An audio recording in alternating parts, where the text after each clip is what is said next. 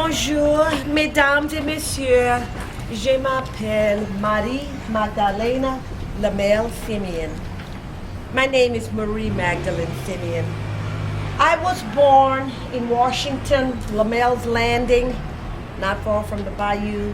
My father was Jacques Lemelle, and my mother was a mere slave girl. Well, I spoke English and French, and I guess you could say I was a scribe. My father would loan me out to the Frenchmen arriving in Louisiana right at the onset of the French Revolution. They were all coming to Louisiana. So my father, Monsieur Jacques, had two beautiful mulatto daughters, Marie Magdalena, me, and Marie Jeanne, my sister. By the way, did you know that the word mulatto was used in the United States Census officially until 1930? You know where the word mulatto comes from? The word mule, because a female horse and a male donkey have a mule as their child, and a mule is always infertile. Well, they thought that we mixed bloods would be infertile.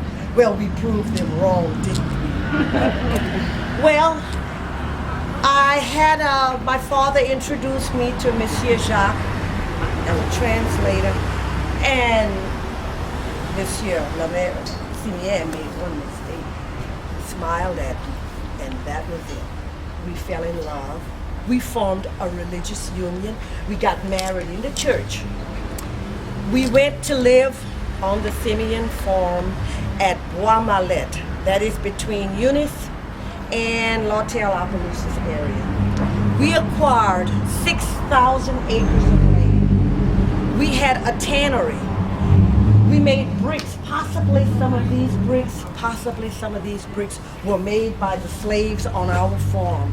We also had a haberdashery, we had a tavern, and we had a little billiard room. Yes, Monsieur Simien was very successful. We had 7 children. My 2 little girls, Marie and Adele. Then we had Antoine, Louis, George, Jean-Baptiste, and Jean-Francois. All my little boys, we had a great time, and we were very successful. We're listed in Carl Brasso and Mr. Keith Farnell's book, Creoles of Opelousas, because such big landowners. Well, everything went good. In 1811, June, Antoine passed away, my darling Antoine. Oh, my beautiful blue-eyed Antoine passed away. We had a beautiful funeral. He's buried at St. Landry graveyard, the 3rd man to be buried in that graveyard. The next day, we're sitting at the table having coffee, and mon petit, I look out the window, and there I see the sheriff and a posse coming. I was arrested for the murder of Antoine Simien. Nouvelle-Orléans Territory versus Simien Negresse, the murder of Antoine Simien. How could I murder Antoine, my darling Antoine? Well, on the signatures of some very rich white men in Opelousas, I was set free. I could return back to the farm. To this day, we have Simiens living on our property. Holy Family Catholic Church, well, that's built on Simien property. It shows we were very successful. Well, in 1868, the carpetbaggers came to town. There was fighting right here in Opelousas. Jose Carrier was a vigilante together with the Republicana. I'm sure in history everybody remember. Well, my 2 sons, Louis and George, went to fight with them, and they were both killed on the same day. Tragic, very, very tragic. But we held on to our land. I was able to establish George on 800 acres of property.